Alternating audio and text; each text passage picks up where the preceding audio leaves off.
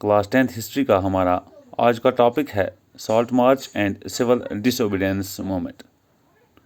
आज के टॉपिक में हम सिविल नाफरमानी और सॉल्ट मार्च जो है इसके बारे में डिस्कस करेंगे कि किस तरह से इंडियन नेशनल मूवमेंट को किस तरह से इस सॉल्ट मार्च से या सिविल डिसोबीडियंस मूवमेंट से कैसे जो है फ़रोग मिला, किस तरह से लोग यूनाइट हुए, यही हम आज इस टॉपिक में जो है क्लियर करेंगे। जैसा कि हमने इससे पहले भी जो नेशनलिज्म इन इंडिया के स्टार्ट से जो पढ़ा था कि Indian national movement was under the leadership of Mahatma Gandhi. Most of the movements जो हैं, जो Indian national movement against the British rule जो हैं, ये under the leadership of Mahatma Gandhi थी। Struggle against the oppressive British rule. Salt was a peaceful symbol to unite Indians. Salt march क्या था? ये सॉल्ट जो है, नमक, एक पावरफुल सिंबल था टू यूनाइट इंडियंस। क्यों? क्योंकि हमारा टॉपिक सॉल्ट मार्च है, तो सॉल्ट मार्च के रिलेटेड ही जो है हम आज इस टॉपिक को कवर करेंगे। Salt was consumed by everyone, and the taxes on the salt and monopoly of the government with its production revealed the oppressive face of the British rule. Salt March इसकी ज़रूरत क्यों पड़ी? किस तरह से इस सॉल्ट मार्च ने इस नेशनल मूवमेंट को जो है ज़्यादा मुस्तहकम और मजबूत बनाया, किस तरह से लोगों को या नेशन को जो है यूनाइट किया, यही इसमें हमारा ज़्यादा इम्पॉर्टेंट टॉपिक है। क्योंकि साल्ट जो था वो हिंदुस्तान के यहाँ के समुद्रों से निकलता था, इस पे टैक्स ज़्यादा लगता था, या इस पे टैक्स जो है वो गवर्नमेंट वहाँ की उस वक्त जो कॉलोनियल या कंपनी की गवर्नमेंट जो थी, companies rule, east India company जो थी, उन्होंने टैक्स लगाए थे। और monopoly of government over its production, monopoly हम कंट्रोल को कहेंगे, अथॉरिटी को कहेंगे, अब government over its production revealed the oppressive face of British rule. Hindustan के लोग जो हैं अपने ही मुल्क के नमक पे जो है गैरों का लगाया हुआ टैक्स भरते थे, और इनका कंट्रोल भी उन्हीं का था।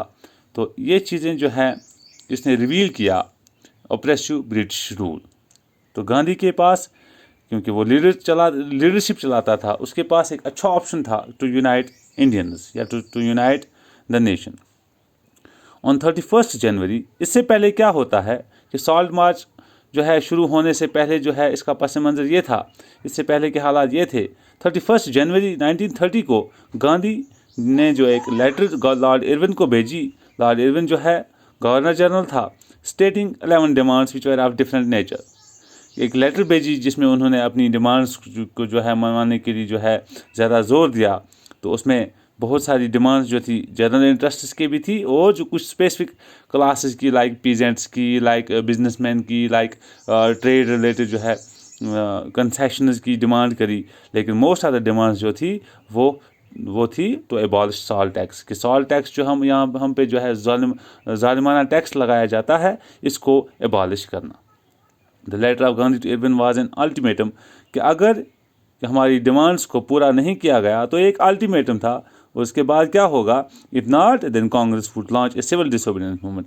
अगर हमारी डिमांड्स को पूरा नहीं किया गया, अगर हमारे राइट्स को बहाल नहीं किया गया, तो कांग्रेस जो है under the leadership of Gandhi जो है एक सिविल डिसोबीडियंस कैंपेन चलाएगी। And Irwin was unwilling to negotiate. और गांधी ने, जो लॉर्ड इरविन था, इसने इस गांधी की इस लेटर के रिलेटेड कोई भी नेगोशिएशन नहीं चाही। तो क्या हुआ? इसका नतीजा ये था, Gandhi started his famous salt march accompanied by 78 trusted volunteers. 78 जो हैं इसके ट्रस्टेड सत्याग्राहीज या वॉलंटियर्स जो हैं, इसने इसको कंपनी दी। तो इसने सॉल्ट मार्च जो है स्टार्ट किया। Salt march was over 240 mile, 240 मील जो है ये सॉल्ट मार्च था, from Gandhi's ashram in Sabarmati to Gujarat coastal town of Dandi. Sabarmati तो दांडी से लेकर 240 मील जो है ये तवील सफ़र जो है इसने गांधी ने स्टार्ट किया। The volunteers worked for 10 days following non violent ideology of Gandhi.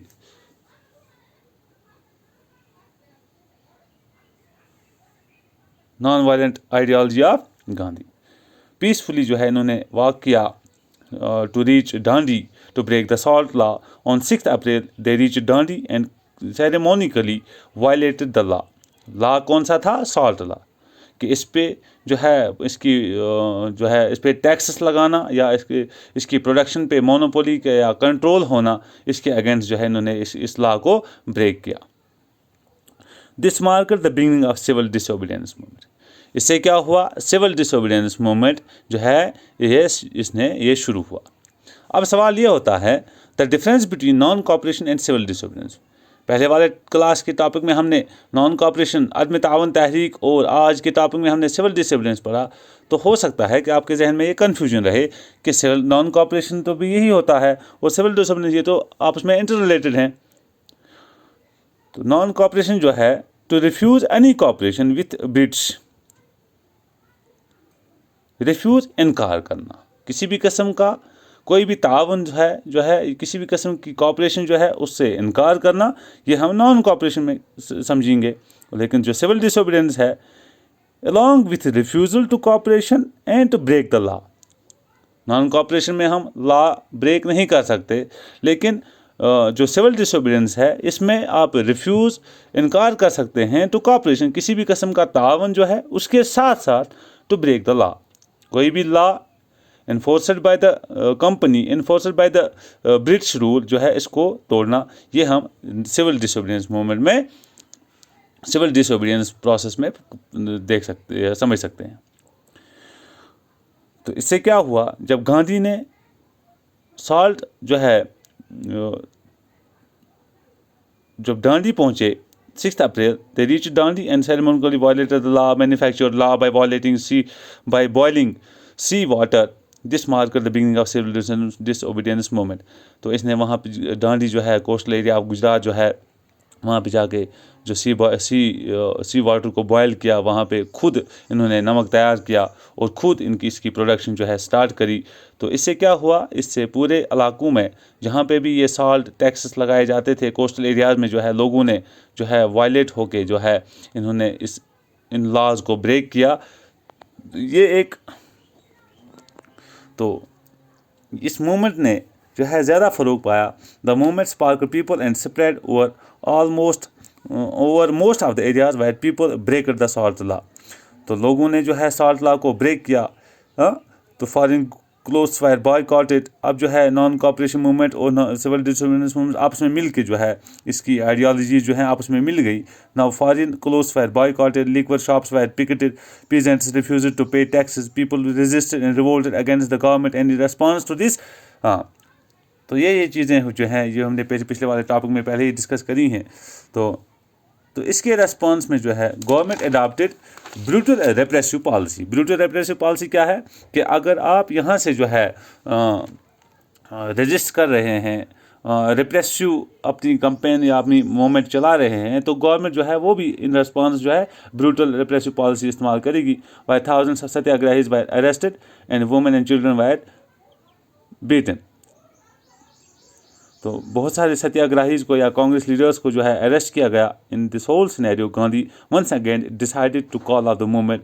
Gandhi ने ये चाहा कि इस मूवमेंट को ज़्यादा मुस्तहकम करने के लिए और आगे चलाने के लिए to reach out to the every corner of the country, जो है इस मूवमेंट को ज़्यादा बचाने के लिए इसने दोबारा जब इसने देखा कि कांग्रेस सत्याग्रही या कांग्रेस लीडर्स को अरेस्ट किया जाता है, womens and man were beaten, जो है ज़ख्मी किया जाता है, तो इस तरह से हमारी इस तहरीक को, इस मूवमेंट जो है ये कमज़ोर हो सकती है। तो इसने दोबारा जो है decide to call off the movement, इसने इस मूवमेंट को कॉल ऑफ किया and entered into a pact with Lord Irwin on 5 April 1931। तो 5 अप्रैल 1931 को जो है इसने लॉर्ड इरविन जो है गवर्नर जनरल जो था उसके साथ एक पैक्ट रखा। तो नेक्स्ट टॉपिक में इंशाल्लाह हमारा ये टॉपिक होगा गांधी इरविन पैक्ट। उसमें क्या क्या था, उसमें क्या कौन कौन से जो है प्रपोजल्स थे, तो वही हम डिस्कस करेंगे। Thank you.